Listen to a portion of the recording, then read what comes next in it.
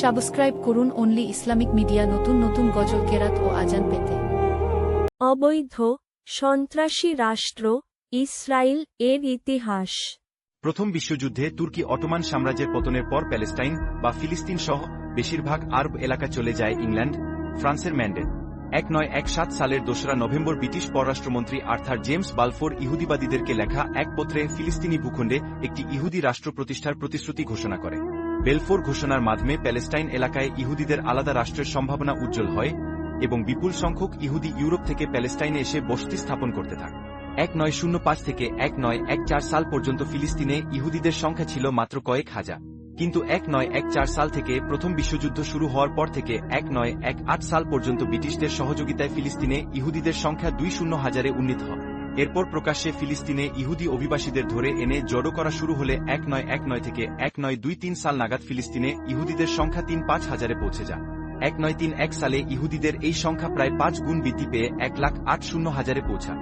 এভাবে ফিলিস্তিনে ইহুদি অভিবাসীর সংখ্যা উল্লেখযোগ্য হারে বাড়তে থাকে এবং 1948 সালে সেখানে ইহুদিদের সংখ্যা 6 লাখে উন্নীত হয়। 1918 সালে ব্রিটেনের সহযোগিতায় গুপ্ত ইহুদি বাহিনী হাগানাহ গঠিত হয়।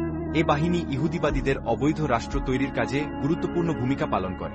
প্রথমে ফিলিস্তিনি জনগণের বিরুদ্ধে ইহুদিবাদীদের সহায়তা করা হাগানাহ বাহিনীর দায়িত্ব হলেও পরবর্তীকালে তারা সংঘবদ্ধ সন্ত্রাসী বাহিনীতে পরিণত হয়। ফিলিস্তিনি জনগণের বাড়িঘর ও ক্ষেতখামার দখল করে তাদেরকে ফিলিস্তিন থেকে বিতাড়িত করা এবং বাজার ও রাস্তাঘাট সহ জনসমাবেশ স্থলে বোমা বিস্ফোরণ ঘটিয়ে ফিলিস্তিনিদের মধ্যে আতঙ্ক সৃষ্টি করে তাদের বিতাড়নের কাজ ত্বরান্বিত করা ছিল হাগানাহ বাহিনীর কাজ। দ্বিতীয় বিশ্বযুদ্ধের পর 1947 সালে জাতিসংঘের সাধারণ পরিষদে ফিলিস্তিনি ভূখণ্ডকে দ্বিখণ্ডিত করা সংক্রান্ত 181 নম্বর প্রস্তাব গৃহীত হয়। জাতিসংঘ ফিলিস্তিনকে দ্বিখণ্ডিত করার প্রস্তাব পাশ করে নিজেদের মাতৃভূমির মাত্র 4-5% ফিলিস্তিনিদের এবং বাকি 5-5% ভূমি ইহুদিবাদীদের হাতে ছেড়ে দেওয়ার সিদ্ধান্ত নেয়। এভাবে 1948 সালের 1 মে ইসরায়েল স্বাধীনতা ঘোষণা করে। আর বর্তমানে সে আমেরিকার মধ্যে একের পর এক অত্যাচার চালিয়ে যাচ্ছে, কিন্তু জায়নাবাদীরা তা দেখেও না দেখার ভান করছে। ধিক বিশ্ব সম্প্রদায় ধিক। 60-এর দশকে দেশটি পারমাণবিক বোমার অধিকারী হয়। সে বছর মিসর সহ আরব দেশগুলোর সঙ্গে ইসরায়েলের সর্বাত্মক যুদ্ধ বেঁধে যায়।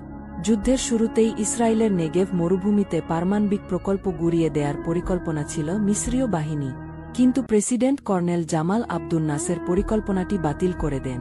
ভেবেছিলেন ইসরায়েল তখনও পারমাণবিক বোমা বানাতে পারেনি, তাই নেগেভ মরুভূমিতে দিমোনা প্রকল্প গুড়িয়ে দেয়া হবে অর্থহীন। কিন্তু তিনি জানতেন না যে ইতোমধ্যেই ইসরায়েল 2টি পারমাণবিক বোমা বানিয়ে ফেলেছে এবং বোমা 2টি নিক্ষেপের জন্য প্রস্তুত করে রেখেছে। 1973 সালে তৃতীয় আরব ইসরায়েল যুদ্ধেও মধ্যপ্রাচ্যের মুসলিম দেশগুলো বিজয়ী হতে পারেনি। এ যুদ্ধেও ইসরায়েলের বিজয়ের মূলে ছিল দেশটির পারমাণবিক অস্ত্র। যুদ্ধে ব্যবহারের জন্য ইসরায়েল 3টি পারমাণবিক অস্ত্র প্রস্তুত করে রেখেছিল। প্রতিটি বোমার ক্ষমতা ছিল দ্বিতীয় বিশ্বযুদ্ধে জাপানের হিরোশিমায় নিক্ষিপ্ত আণবিক বোমার সমান। যুদ্ধে মিসরীয় বাহিনী সিনাই এবং সিরীয় বাহিনী গোলান রণাঙ্গনে ইসরায়েলি প্রতিরক্ষা ব্যূহ বার্লেভ লাইন তছনছ করে দিয়ে বন্যার মতো ধেয়ে আসতে থাকলে প্রধানমন্ত্রী মিসেস গোল্ডামায়ার পারমাণবিক বোমা ব্যবহারের অনুমোদন দেন। ইসরায়েলের পারমাণবিক অবস্থা। জন্মের পর থেকেই ইসরায়েলি নেতৃবৃন্দ উপলব্ধি করতে পেরেছিলেন যে বৈরী আরব শক্তি পরিবেষ্টিত অবস্থায় পারমাণবিক অস্ত্রই হচ্ছে রাষ্ট্র হিসাবে ইসরায়েলের টিকে থাকার গ্যারান্টি। 1948 সালে ইসরায়েল রাষ্ট্রের প্রতিষ্ঠালগ্ন থেকেই দেশটি পারমাণবিক অস্ত্র তৈরির প্রচেষ্টায় জড়িত হয়ে পড়ে। 30 ও 40-এর দশকে বহু মেধাবী ইহুদি বিজ্ঞানী ফিলিস্তিন ভূখণ্ডে অভিবাসী হিসাবে বসতি স্থাপন করে। তাদের মধ্যে উল্লেখযোগ্য হলেন আর্নেস্ট ডেভিড বার্গম্যান। তিনিই হলেন ইসরায়েলের পারমাণবিক বোমার জনক। ইসরায়েলের প্রথম প্রধানমন্ত্রী ডেভিড বেন গুরিয়নের ঘনিষ্ঠ সহযোগী ও উপদেষ্টা বার্গম্যান পরামর্শ দেন যে পারমাণবিক জ্বালানি হতে পারে ইসরায়েলের অপ্রতুল প্রাকৃতিক সম্পদ এবং দুর্বল সামরিক শক্তির একটি বিকল্প। পারমাণবিক বোমা তৈরি করা ছিল এ পরিকল্পনার অংশ। 1948 সালের গোড়ার দিকে ইসরায়েলি প্রতিরক্ষা মন্ত্রণালয়ের নির্দেশে ইহুদি বিজ্ঞানীরা ইউরেনিয়াম মজুদের জন্য নেগেভ মরুভূমি খুঁজে বের করে।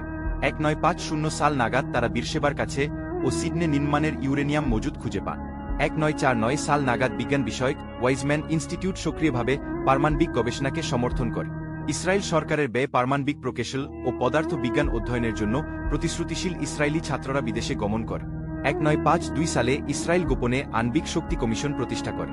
আণবিক শক্তি কমিশন প্রতিষ্ঠার মধ্য দিয়েই ইসরায়েলের পারমাণবিক কর্মসূচির ভিত্তিপ্রস্তর স্থাপিত হয়।